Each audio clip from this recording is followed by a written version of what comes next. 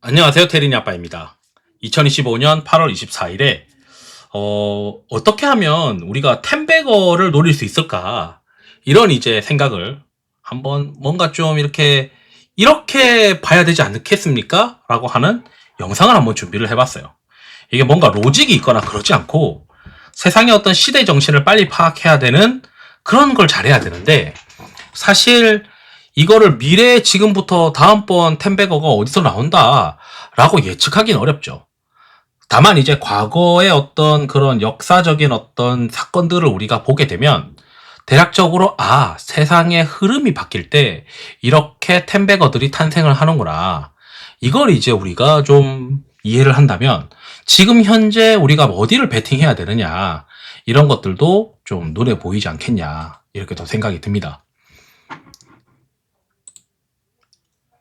제가 이제 이걸 정리를 한번 해봤는데, 일단 결론부터 말씀드리면 템베거가 이제 되는 곳은 결국 사람의 어떤 소비 패턴이 변하든지 그냥 정책이에요. 그래서 제가 봤을 때 이 두 가지가 핵심이라 보거든요. 미국에서 PC랑 소프트웨어라고 하는 어떤 신제품이 나오거나, 그리고 인터넷 플랫폼이 나와가지고 닷컴 붐이 이제 있었었고, 그다음 중국이 이제 WTO 가입하고 이제 우리 뭐 올림픽하고 이제 이런 이제 경제 성장에 대해서 드라이브를 거니까 결국 철강이랑 시멘트, 조선 이런 것들이 막 날아다녔던 시기였죠. 그리고 금융위기 때 이후로 결국에는 원자재 가격 상승하고 중국 수요 확대하고, 그 다음에 자동차는 또 수출이 가성비 이런 개념으로 또 수출이 잘 되고, 뭐 그러다 보니까 제 생각에는 차화정이라고 하는 국내에서는 랠리가 나왔던 것 같고, 또 이제 2008년도 당시에 이 신재생 에너지에 관련된 뭐 정책들이 있었어요. 그런 정책으로 풍력이나 태양광 이런 것들도 한번 랠리가 있었던 것 같습니다. 그리고 이제 스마트폰이 나오고, 스마트폰이 처음에 나오면서 이 하드웨어 쪽에서 굉장한 투자가 있었고, 그 다음에는 뭐 게임이나 이런 모바일 쪽에 그 소프트웨어 쪽도 막 이렇게 생태계가 터졌었고요.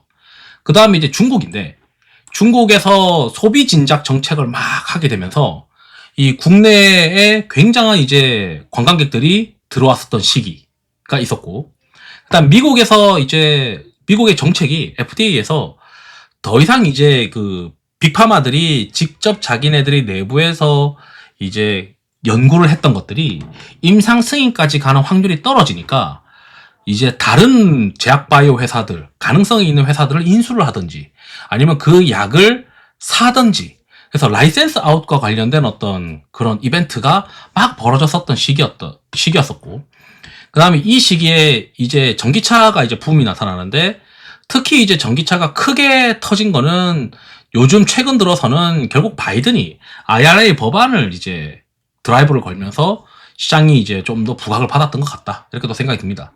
그리고 코로나 시절 기억하시는지 모르겠지만 이 팬데믹 때문에 이 바이오랑 헬스케어 쪽이 막 부각을 받았던 시기죠. 그리고 반도체 쪽에서도 이제 제조 인센티브가 막 있었고, 그 다음에 러시아와 우크라이나가 전쟁을 하고 나토에서 방위비를 증액하고, 이런 것들이 지금 현재까지 이어지고 있는 게 이어지고 있고, 그 다음에 AI 반도체 쪽도 계속 이제 투자를 했었고, 그 다음에 이 AI 인프라가 지금 미국에서도 계속 전력기기 관련된 쪽, 그리고 막 계속 이제 전기와 이런 에너지 관련된 이런 부분들로 지금 확장되고 있는 것 같고요. 그 다음에 맞춰가지고 또 원전도 이제 확장이 되는 거죠. 그래서 그 정책들이 대부분 미국의 어떤 정책, 유럽의 어떤 정책, 중국의 어떤 정책, 이런 정책들이 소비부양책이나 또는 이런 부분들이 대부분 이제 그 경기부양 정책, 이것도 마찬가지죠. 돈을 막 갖다 뿌리니까 새로운 어떤 산업, 실적이 안 나오는데 새로운 산업들로 돈이 막 들어가니 그 산업이 이제 성장 안 하고 백이 나요. 예, 이런 부분들이 대부분이에요. 그래서 갑작스럽게 소비 패턴을 바꿀 수 있는 어떤 신제품이 등장하는 거는 사실 진짜 자주 없는 일들이에요.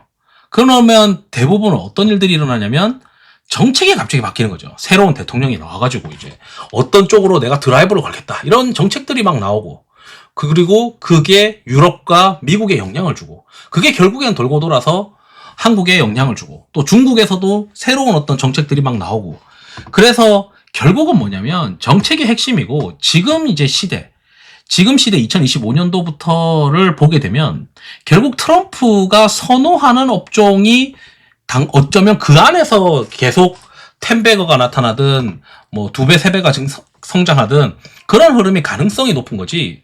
트럼프가 계속 싫어하는 업종들이 트럼프 임기가 끝날 때까지 쉽지 않은 가능성이 높은 거죠. 그래서 지금 뭐 트럼프가 좋아하는 게 조선, 이거 조선 드라이버를 걸겠다. 그 다음에 원전, 그 다음에 전력기기도 필요하다. 이런 모습들을 보게 되면 결국 10배거는 제가 생각했을 때 정책이 드라이브 거는 쪽이 어디냐. 이런 쪽이 핵심이고 유럽에서는 이제 방산 계속 우리가 늘리겠다. 이런 것들이 핵심이거든요. 그래서 제가 봤을 때는 이런 시장의 생각이 자꾸 그 10배거를 우리가 앞으로의 10배거는 할 수가 없어요. 근데 지금 현재 이쪽에 방산이나 또는 에너지 쪽, 전기나 원전이나 이런 쪽에서 10배거가 안 나타날 수도 있지만 그래도 과거의 어떤 사례들을 봤을 때 가능성이 높은 거는 정책 드라이버가 걸리는 곳들이더라. 그게 아니면 아예 신제품이 나타나야 되는데 지금 완전한 신제품이 나타나진 않았다는 거죠.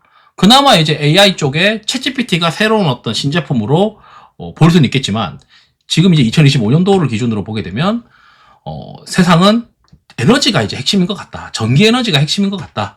그래서 그 다음에 중국과 미국의 어떤 패권 전쟁이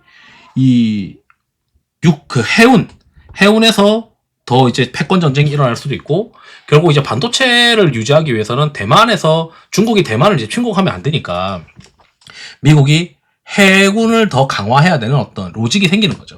그래서 제가 봤을 때는 지금 트럼프가 그쪽 조선이나 원전이나 전력기기나 방산이나 방산은 유럽으로 보고 그다음에 조선, 원전, 전력기기 이런 전기에너지 관련된 쪽은 계속 우호적인 그런 정책들을 하지 않겠냐 이렇게 생각이 듭니다. 그래서 이 정책이 결국에는 10배거가 가능성이 높은 곳들을 이야기하는 가능성이 높다. 과거의 어떤 상황들을 봤을 때 갑작스럽게 새로운 어떤 제품이 이 세상을 뒤흔들 제품들은 그렇게 쉽게 등장하지 않는다. 그렇지만 정책은 대통령이 나올 때마다 바뀌는데 지금 트럼프가 취임해서 시작한 지 얼마 안 됐고 그러면 트럼프가 계속 이쪽으로 드라이브를 건다. 조선 드라이브 걸고 원전 드라이브 걸고 전력기기 계속 드라이브 걸 가능성이 높은데 내년 한번 보게 되면 결국은 드라이브를 걸었던 것들이 결국 성과가 나는구나.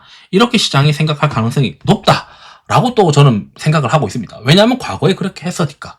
과거에 역사적으로 정책이 결국은 시장의 어떤 주식시장에서 핵심이었으니까. 그래서 뭐 과거 실적이 어쩌고 이런 것보다는 시장의 어떤 시대의 트렌드가 어떤 것들인지 알고 그쪽에서 계속 매매를 해야 되고 실제 이쪽 관련된 섹터들이 RS 강도나 이런 것들로 상대적으로 더 센 모습들을 보인다면 시장도 거기에 동조하고 있다라고 보시는 게 맞을 것 같고 계속 관련된 것들을 매매해야 될 가능성이 높다. 이렇게 좀 말씀드리면서 영상을 마치도록 하겠습니다. 투자에 도움되시길 바랍니다. 감사합니다.